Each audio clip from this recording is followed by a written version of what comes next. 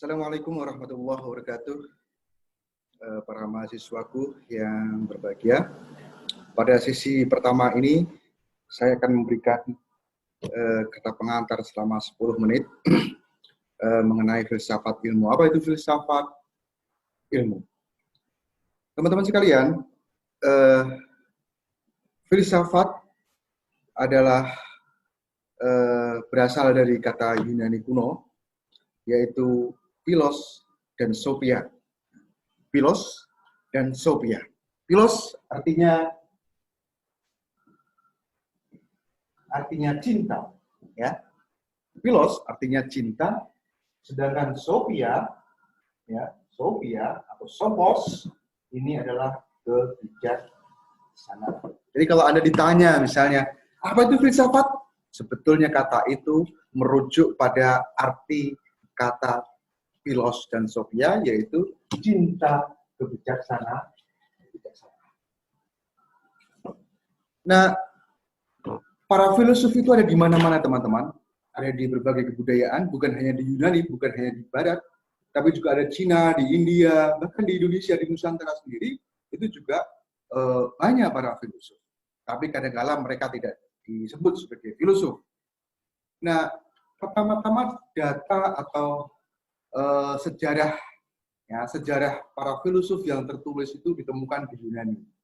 Makanya para akademisi, ahli filsafat itu mengatakan bahwa filsafat itu lahirnya di Yunani, padahal tidak.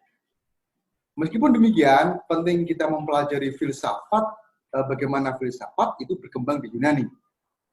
Jadi para filosof di Yunani itu mereka adalah orang-orang yang mencintai kebijaksanaan.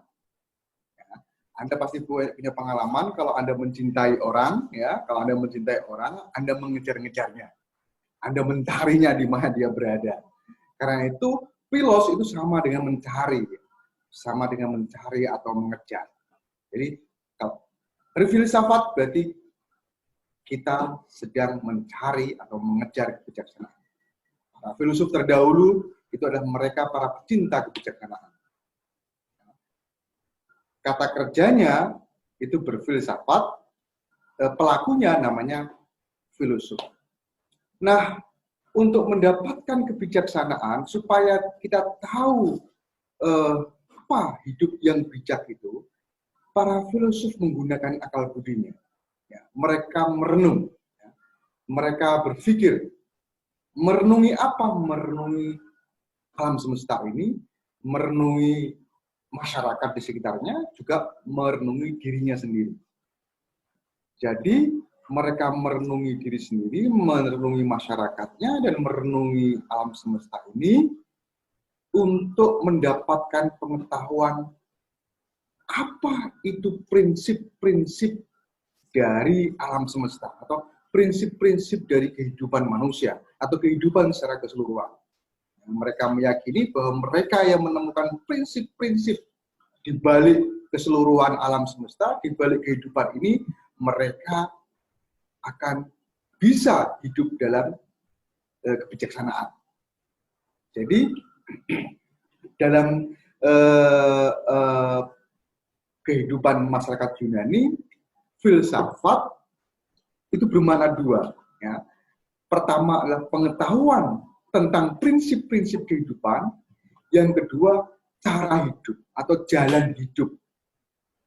Jadi ketika para filosof tahu prinsip-prinsip kehidupan, mereka menjalani hidupnya berdasarkan prinsip itu.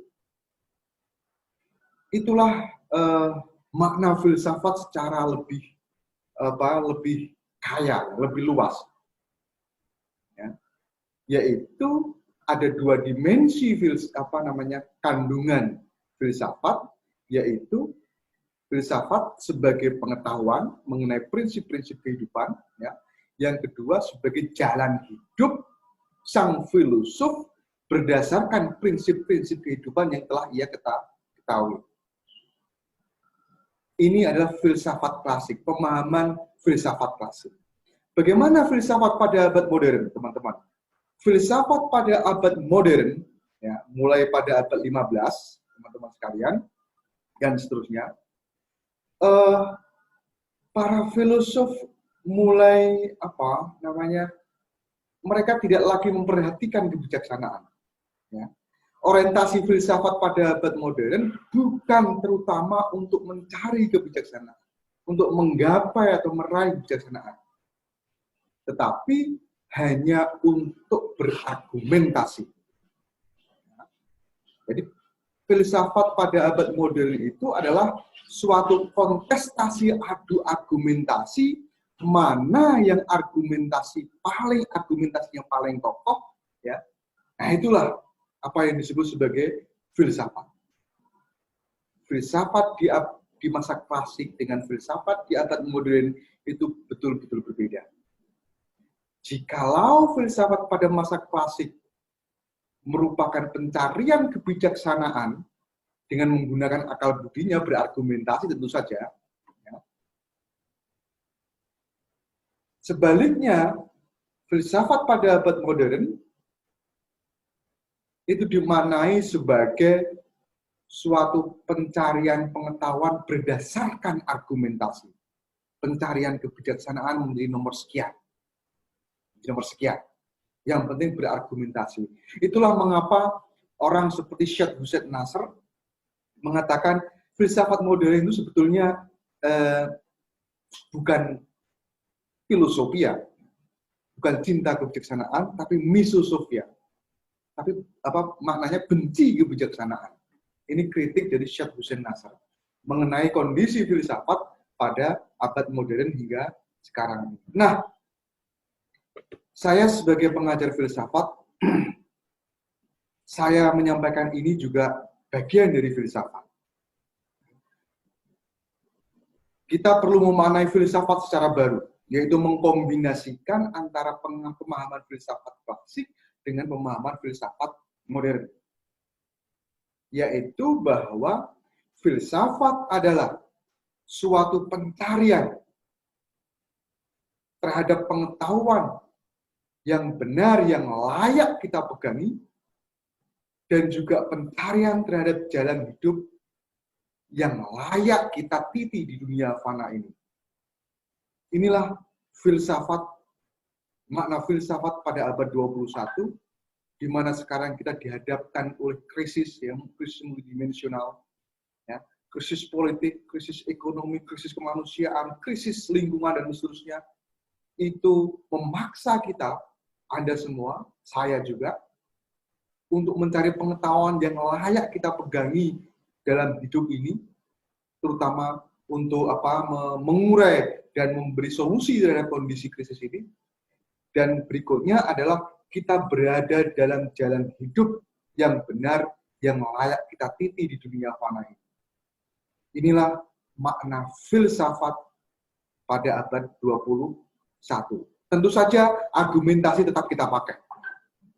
Kita harus punya argumentasi yang kuat, argumentasi yang kokoh, untuk mempertahankan pengetahuan yang benar tentang dunia ini, dan juga untuk mempertahankan jalan hidup yang kita titi di dunia ini.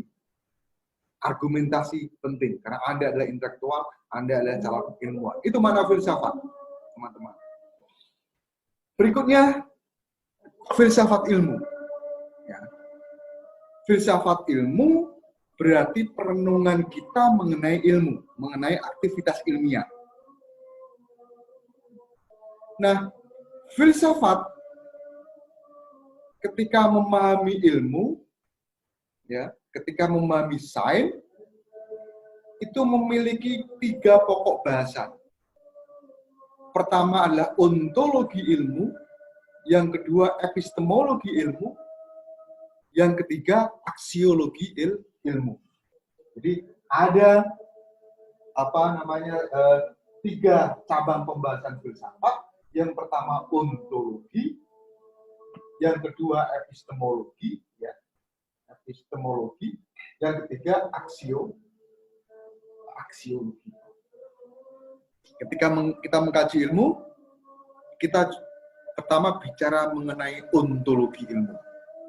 Ontologi ilmu adalah teori tentang realitas. Apa itu realitas itu? itu nanti akan kita bicarakan. Apa itu realitas yang dikaji oleh ilmu? Yang kedua, epistemologi. Epistemologi ini singkatnya, mudahnya adalah teori tentang pengetahuan.